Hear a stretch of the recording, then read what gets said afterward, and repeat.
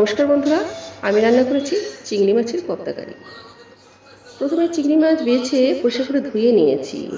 এদিকে একটি মিক্সিং জারে একটা মিডিয়াম সাইজের পেঁয়াজ, হাফ ইঞ্চি মতো আদা আর 4 থেকে 5 কোয়া রসুন দিয়ে একটি পেস্ট তৈরি করে নিয়েছি। আবার একটি মিক্সিং জারে 2টো শুকনো লঙ্কা, 2টো কাঁচা পাকা লঙ্কা, 1 চামচ জিরে, হাফ চামচ ধনে আর কয়েকটা গোটা গরম মশলা আর একটা স্টার অ্যানিস সামান্য জল দিয়ে মিহি পেস্ট তৈরি করে নিয়েছি। আবারও একটি মিক্সিং জার নিয়ে আমি তাতে ধুয়ে রাখা চিংড়ি মাছগুলো দিয়ে দিয়েছি।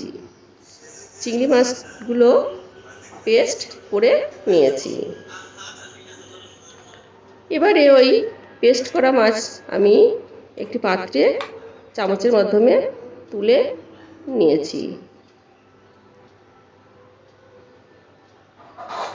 এবারে দিয়ে দিলাম একটা মিডিয়াম সাইজ পেঁয়াজ কুচিয়ে রেখেছিলাম, সেগুলো দিয়ে দিলাম, কুচনো ধনেপাতা আর একটা কাঁচা লঙ্কা কুচনো আর আদা রসুন পেস্ট, 1 চামচ হলুদ দিয়েছি আর দিয়েছি স্বাদ অনুযায়ী লবণ আর 1 চামচ কর্নফ্লাওয়ার দিয়ে ভালো করে সব উপকরণ একসাথে মিশিয়ে মাখিয়ে নিয়েছি। এদিকে কড়াই গরম করে কড়াইতে আমি সর্ষের তেল দিয়েছি,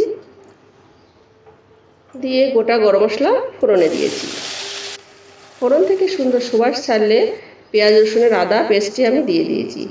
একটু নেড়ে চেড়ে একটু কাঁচা গন্ধটা চলে গেলে এবার আমি জিরে ধনে গরম মশলার যে মশলাটি করে রেখেছিলাম সেটি দিয়ে দিয়েছি স্বাদ অনুযায়ী লবণ, হলুদ আর 1 চামচ কাশ্মীরি লাল লঙ্কা গুঁড়ো। এবারে সব একসাথে ভালো করে মিশিয়ে মশলা থেকে একটু তেল ছেড়ে আসলে এ পর্যায়ে দিয়ে দিয়েছি আমি টক দই।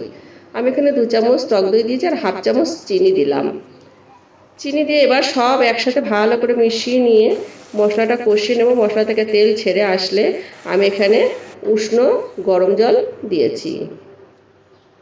গ্রেভিটা ফুটে আসলে ওই যে আমি চিংড়ি মাছের পেস্টের যে মাখিয়ে রেখেছিলাম সেগুলো হাতের মাধ্যমে বল আকারে গ্রেভির মধ্যে ছেড়ে দিয়েছি একে একে। সবগুলোই আমি একে একে গ্রেভির মধ্যে ছেড়ে দেব। এবারে একটু নেড়ে চেড়ে নেব। একটু ফুটিয়ে নিয়ে আমি কিছুক্ষণের জন্য 4 থেকে 5 মিনিট লো টু মিডিয়াম ফ্লেমে ঢাকা দিয়ে রান্না করে নেব। এবারে 2টো কাঁচা লঙ্কা চেরা আর কুচনো ধনেপাতা ছড়িয়ে নামিয়ে নেব।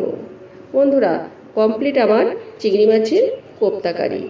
এই রান্নাটি গরম ভাত, পোলাও, ফ্রাইড রাইস সব কিছুর সাথেই খাওয়া যেতে পারে। আর তোমাদের যদি এই রান্নাটি ভালো লাগে তাহলে অবশ্যই একটা লাইক, কমেন্ট ও শেয়ার করবে।